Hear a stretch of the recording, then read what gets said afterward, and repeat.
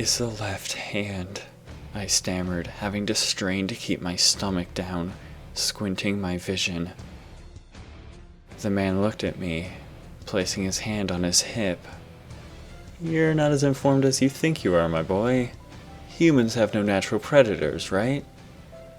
I looked at him, my vision blurring. I had lost a lot of blood. Wrong, he continued, smiling. As of 50 years ago, that is.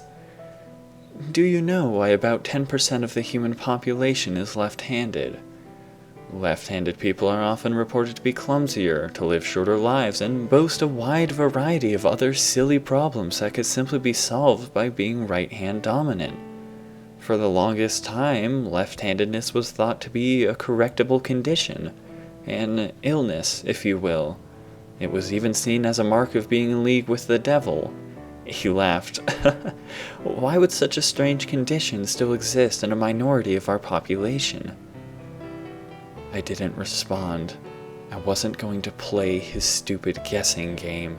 People would think that evolution would have gradually weeded left-handedness out, he continued. But they're missing the point entirely. He took a knee, becoming eye level with me before continuing. Right-handed warriors and combatants often complain that left-handed opponents are nearly impossible to beat, as all of their actions are entirely backwards and unpredictable. His face leaned closer to mine. You see, left-handedness is actually an evolutionary advantage against other humans.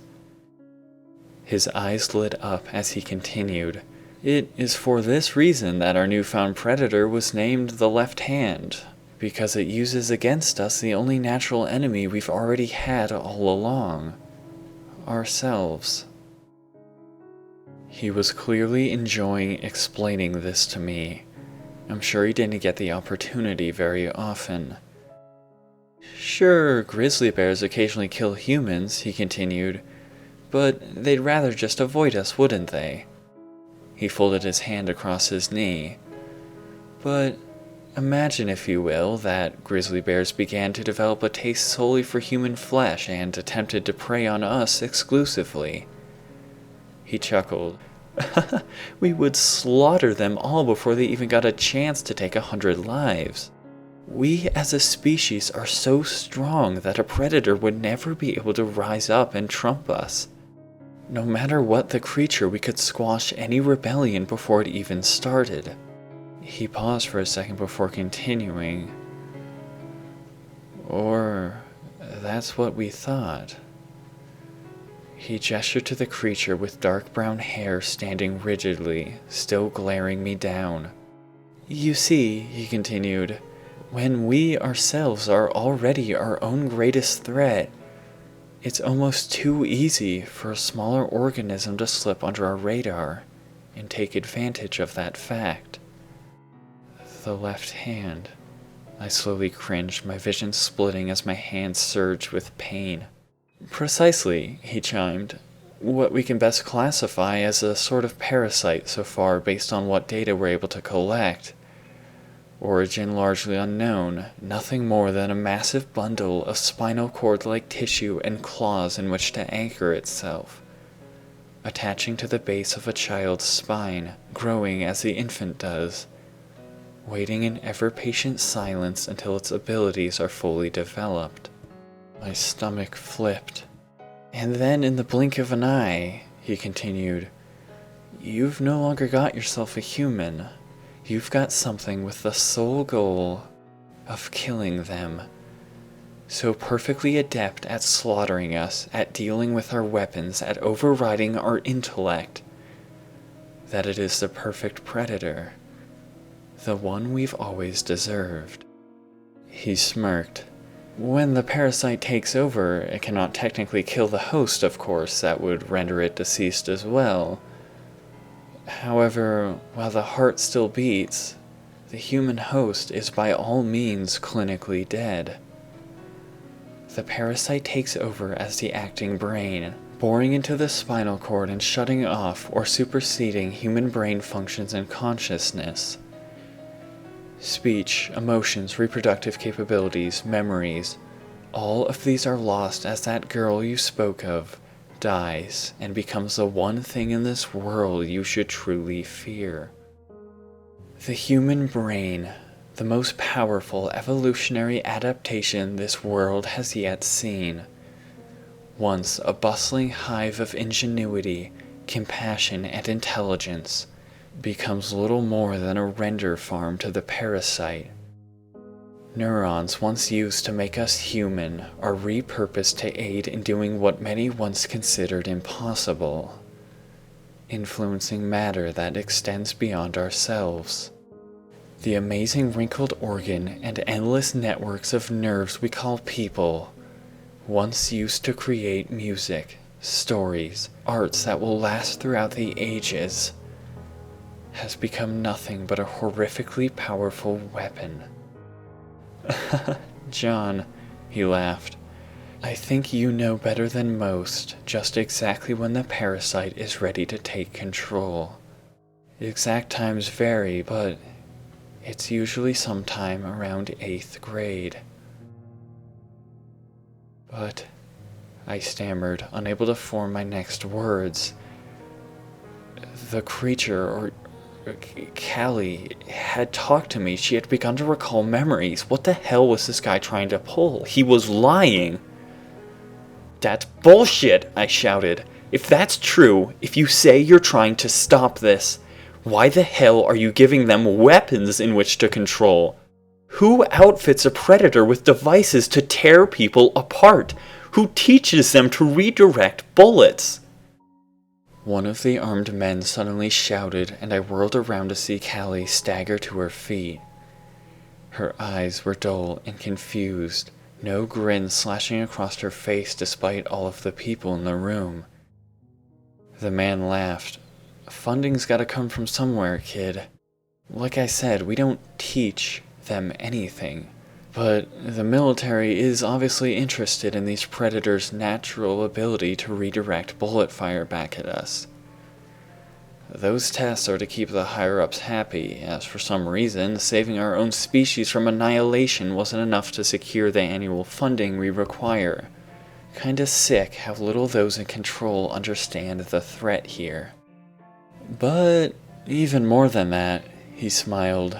These creatures are using our own kind to kill us. He motioned for the creature standing beside me to go towards Callie. It's only natural that we do the same to them. At full power, these creatures don't need the weapons. They can tear people apart by simply distorting matter. Of course, as I've said, in our facilities, we apply various potent anesthetics to the parasite. This both suppresses its telekinetic abilities and makes it disorientated and less likely to fight back, especially when its life is on the line. He again held up his radio-like device to the creature and it flinched as his finger hovered over a button.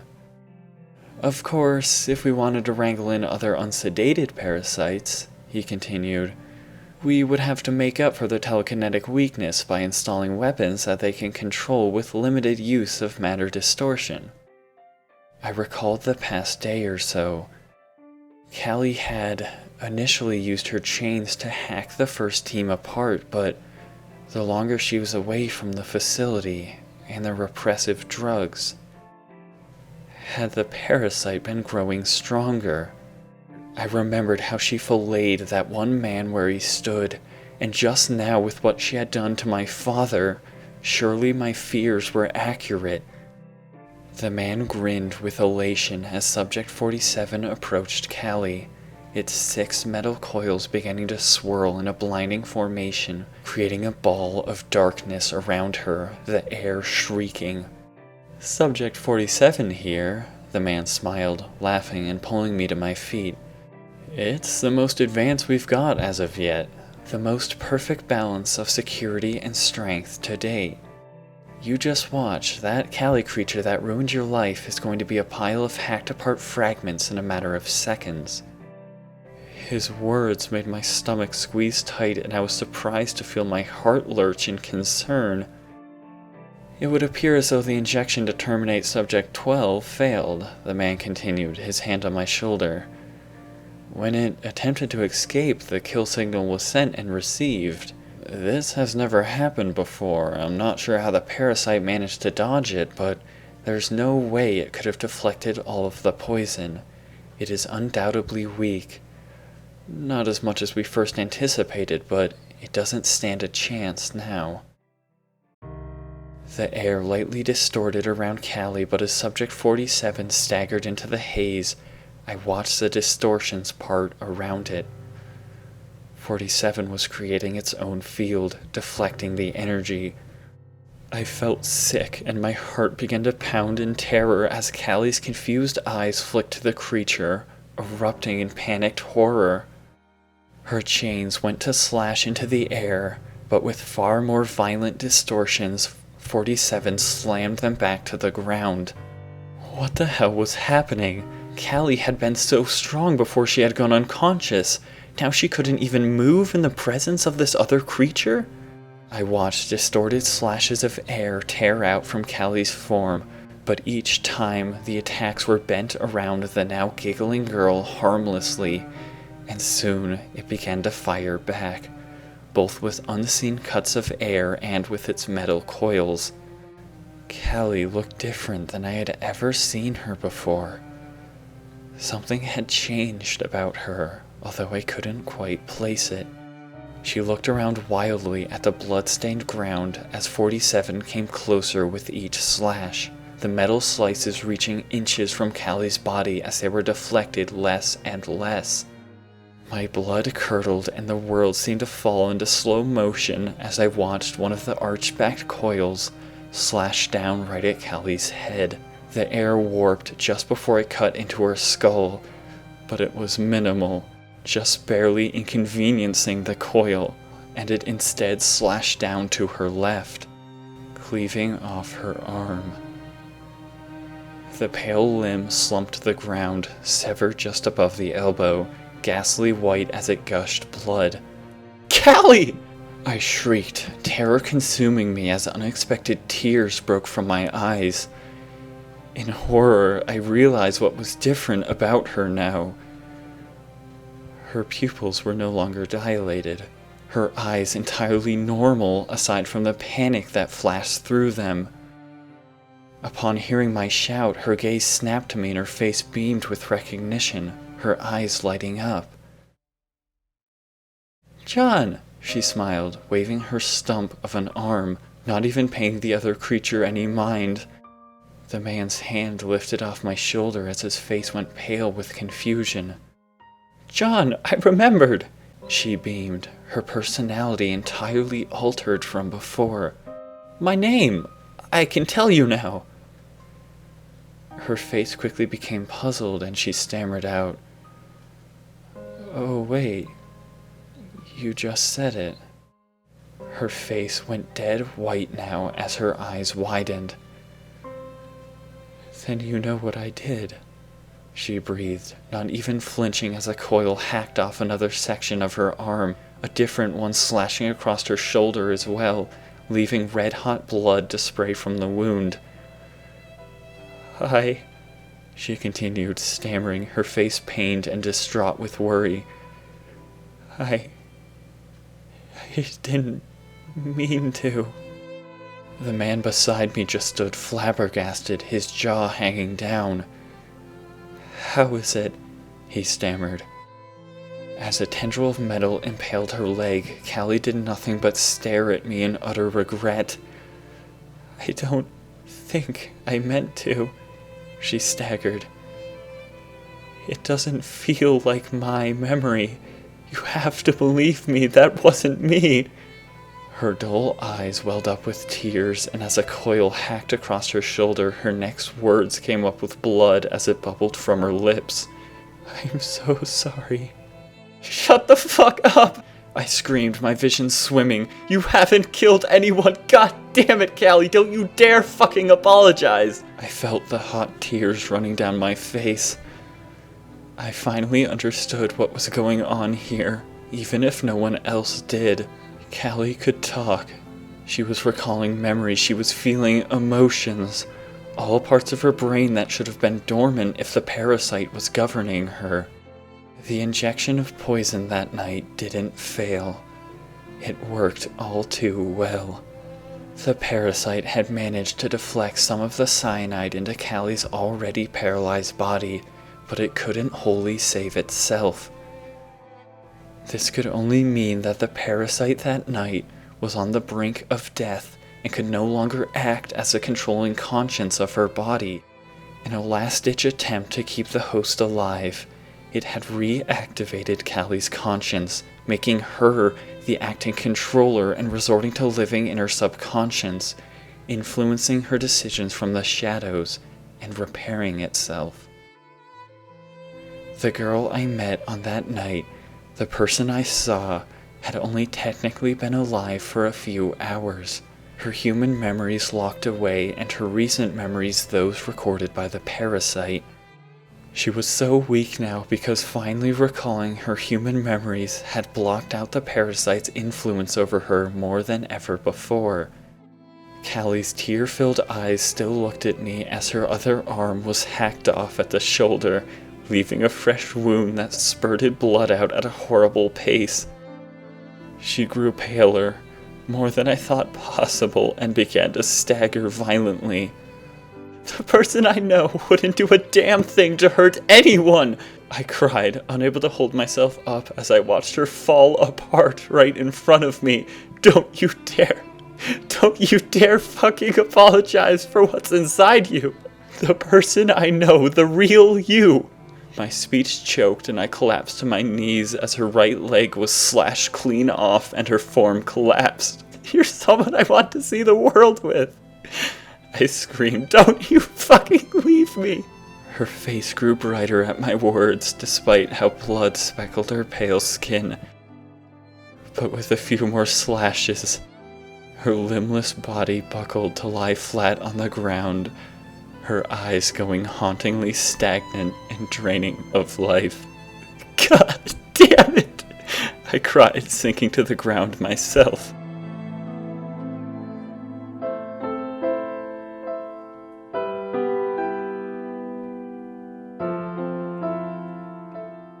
"No," the man beside me unexpectedly breathed. "If the host was still active, and you kill it at this stage." I was blind with tears as I glanced up at him. "Subject 47, he suddenly cried. "Get out of there!" I glanced back up the staircase to see a hideous, swirling storm of crimson blood, blistering with heat.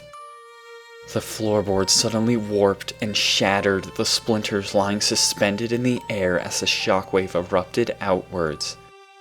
The minute this new wave of distortions reached the other creature, her form snapped into rigidity, freezing in her stance as the dancing metal coils immobilized in the air.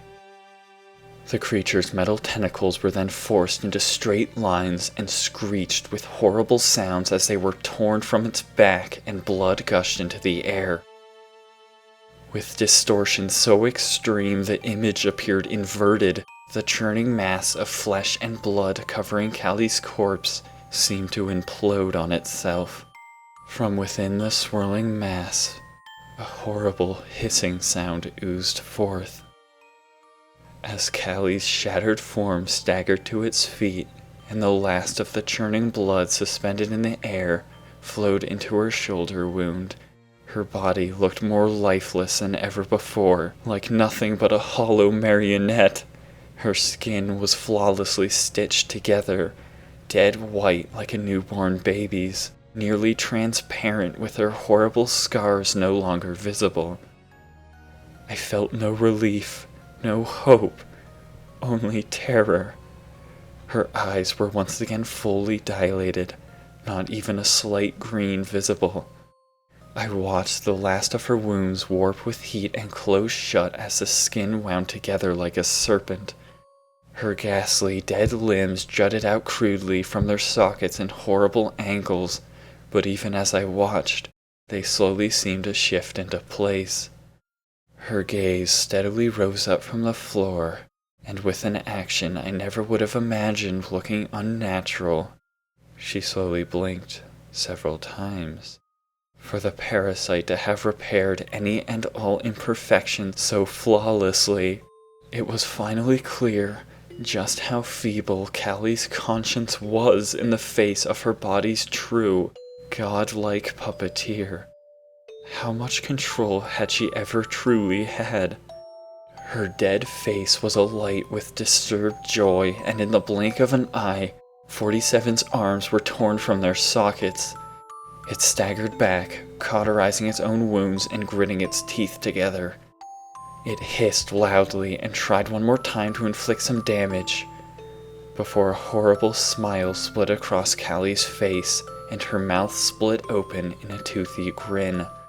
The brown-haired creature exploded in every direction, its insides practically vaporizing as its intestines rained down on the militia below in a shower of gore. I felt my blood go cold, as from within the cascade of organs and bones, I could clearly see it. The darkest, utmost black, slithering in the air with pieces of bone still clinging on. The sheer sight of it truly did make me feel the most extreme terror. The left hand. I looked back at Callie only to have my fears compounded. The deranged smile was still slashed across her face as she looked at all of the armed men standing around me. In looking at her, all I could seem to envision was that horrid, squirming black creature. The suited man beside me dropped his radio device in a panic, staggering backwards. Knowing there was that grisly thing inside Callie made me feel utmost fear. But knowing there was a person somewhere in there too made me rise to my feet and begin walking up the stairs. "John!" the suited man shrieked. "What are you doing? That parasite has entered stage 2. We have to get out of here!" I paid him no mind and just continued up the steps, my legs beginning to shake at seeing her gaze flick to me and knowing full well she was not in control right now. The suited man shook his head slowly. "It was nice knowing you, John. I understand you may have a death wish after all that's happened, and I won't stop you, but what you're doing is not the way to go." He motioned to the militia and screamed into a phone. "We need to get this town to safety. The left hand in Subject 12 has awoken again. Issue a fire evacuation order for all of Jefferson County, effective immediately." A helicopter began to drone outside, and the suited man glanced fretfully at Callie's form, which swayed with a frenzied cheerfulness. He addressed his team, shouting, "We cannot afford to wait for the dormant phase. There is no other option. We've got to bring in Subject 104. Engines started up outside, and the men began to hustle out. The suited man followed behind them. "You're all wrong!" I shrieked, just as he nearly exited. "You heard her talking to me! Someone is still in there!" As I approached Callie, I was already beginning to feel my skin blister. The suited man glanced back one more time before he closed the door, looking with apologetic eyes as he said, "Yes, it is strange that the host's conscience was able to surface for a short duration. It is something I am very interested in studying, a possible way to turn the table on these things, what we've been looking for all along with our research. But unfortunately, our opportunity has come and gone. The host is dead once again." The door creaked closed slowly and his voice seeped through the crack, uttering one last plea. "For the sake of everyone in this town, please try to stall it. We can't be sure how long before it goes dormant again, but this town will likely be torn apart before that happens." "God damn it!" I shrieked. "No one is in danger! You're all wrong!" I let my voice uselessly fade out and slowly turned back around to face Callie. I wouldn't believe it. After all that had happened, after all we had been through, to be told she had just died in front of me with not so much as a goodbye simply wasn't something I could accept. I wouldn't let that fucking worm take her from me. I could only do the one thing I knew how. Pretend I wasn't scared shitless by being awkward as all hell. With my next step, my skin began to feel as if hot coals were being scraped through the flesh. Hey, yeah, I laughed, winking at her. How about maybe you mix things up for a bit and go with something other than the skin peeling? Like, I smiled. Oh, I don't know, Callie, maybe not murder of any kind? She hissed venomously, her hands clawing together. The walls around her twisted and crawled with distortions, looking so unreal it hurt my eyes. The very structure of the house was being altered and sawdust rained down from the ceiling. Good point, I grinned. But I think you owe me an apology after making me look like an idiot, getting all choked up about your death, only to learn that controlling matter means you can knit yourself back together, which is pretty freaky, actually. You should probably just avoid getting distracted and slashed up in the first place. Not only did I find you prettier than I may have realized, I guess I cared about you a lot more than I knew as well. I was definitely talking to nothing but the hollow shell of a creature hell-bent on tearing me apart. Callie's dull eyes showed no recognition, not an ounce of human conscience, only utter hatred and disdain emitted from her corpse. I had failed. After all that big talk of seeing the world, of saving her, I couldn't save a damn thing in the end. After my entire pathetic life riddled with tragedies and horrors, the last thing I would see would be my own organs, and the only thing Callie would ever see would be the intricate patterns of blood scattering into the air as bodies fell to pieces around her. I hadn't saved anyone. I had doomed the world. To think I thought for a minute that I had done something right. To think I had the audacity to believe I could stop Design from governing her destiny. To think I hoped for one fucking second that the two weren't one and the same.